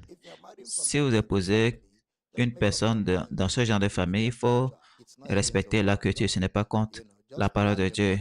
Planifiez l'argent, mettez cela sur un compte et dites-leur quand vous serez prêt, vous pouvez tout retirer. Il y a un dépôt là-bas, mais dans des endroits, la femme joue un bon rôle en leur disant, papa, maman, je ne suis pas prête à épouser un homme qui devra payer chaque année. Ce que vous voulez, prenez ça maintenant. On va prendre soin de vous. Ça ne doit pas être la dot.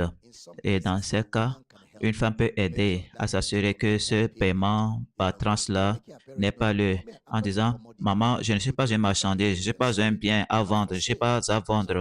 Alors prenez ça une fois pour toutes et qu'il y ait une relation entre vous et nous. Mon mari va prendre soin de vous. Quand une femme est aussi assurance envers ses parents, je suis sûr qu'ils vont fermer les yeux sur certaines choses et continuer d'autres choses. Papa et maman, je pense que c'est un bon endroit pour terminer cette édition de l'émission. Demain, c'est un autre jour. Merci, Global Papa, Global Maman. C'est agréable de vous voir. Nous attendons avec impatience demain au pasteur résident et à sa femme. Merci beaucoup. Merci à vous. Nous vous apprécions, Sœur Blessing. Merci d'être venu. Thank you very much. And then, of course, Et Brother bien sûr, frère Randy White, c'était gentil. Mon nom est Michael Bush. Je suis le présentateur. Je vous attends demain avec impatience. En attendant, nos parents, Global Papa, Global Maman, vont nous ramener à la maison. Le docteur Abel Damina et le docteur Rachel Damina. Célébrons M. Bush pour nous avoir servi ce soir. Merci d'être encore avec nous. Il y a beaucoup de choses qui viennent, beaucoup d'informations, d'instructions, révélations. Tout cela, c'est pour vous rendre parfait, vous amener à ce lieu de plénitude où vous profitez du plan de Dieu pour votre vie. Mais avant de dire mes dernières paroles, chérie, tu veux dire quelque chose? in the plan of God. Amen. You know, God Vous savez, Dieu a un rêve pour vous. agree with the dream. Soyez d'accord avec et vous verrez cela se manifester. Vous en serez les bénéficiaires à tous égards. Alléluia. Nous espérons que vous avez été bénis et enrichis par cet enseignement. Likez cette vidéo, partagez-la avec tous ceux qui sont autour de vous. Commentez, abonnez-vous à cette chaîne et activez la cloche de notification pour ne pas rater nos prochaines mises en ligne. Soyez bénis, Jésus est Seigneur. Amen.